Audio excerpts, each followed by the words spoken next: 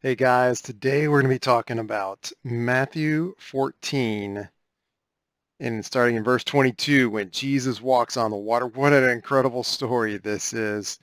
And it starts off immediately he, speaking of Jesus, made the disciples get into the boat and go before him to the other side while he dismissed the crowds. And after he dismissed the crowds, he went up on the mountain by himself to pray. When evening came, he was there alone, but the boat by this time was a long way away from the land, beaten by the waves, so the wind was against them. And in the fourth watch of the night he came to them, walking on the sea. When the disciples saw him walking on the sea, they were terrified, and they said, "It is a ghost!" And they cried out in fear. But immediately Jesus spoke to them, saying, "Take heart, it is I, do not be afraid." And Peter answered him, "Lord, if it is you, command me to come to you on the water." He said, "Come." So Peter got out of the boat and walked on the water and came to Jesus. But when he saw the wind, he was afraid. And beginning to sink, he cried out, "Lord, save me." Jesus immediately reached out his hand and took hold of him, saying to him, "Oh, you of little faith, why did you doubt?" And when they got in the boat, the wind ceased, and those in the boat worshipped him, saying, "Truly, you are the Son of God." Now, notice here in verse 22, the disciples, they're obeying him. They get into the boat to go ahead and cross the lake and go to the other side. And so they're following the Lord. They're not bringing this storm upon themselves. They're doing what the Lord says, and then along comes the storm and the waves, and they're being beaten up by the waves. It's in the middle of the night, and they see this guy. I love it. I love it. This guy, they think it's a ghost walking across the water in front of them. Now they're truly terrified, and the Lord speaks to them and says, "Take heart, it is I. Do not be afraid."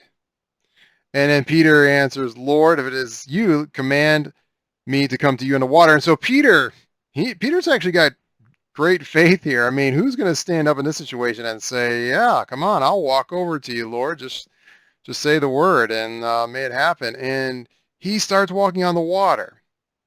Now he's obeyed the Lord, but yet the winds and the storm have come, even though he obeyed him. And he's doing fine, just fine. When he's looking at Jesus, he's looking straight ahead, he's looking at Jesus, he's doing just fine, and he's walking on the water. But then when he looks at the wave, winds, and he's like, "Whoa, wait, it's windy. Things are things are scary out here. Things are out of control." Once he did that, then he started to sink. And then the Lord reaches out, grabs him, and pulls him up and says, "Oh, you of little faith, why do you doubt?" And the wind just stops. And we see Jesus Christ controls even the winds. He controls the physical world. He can walk on water. He can have another man walk on water.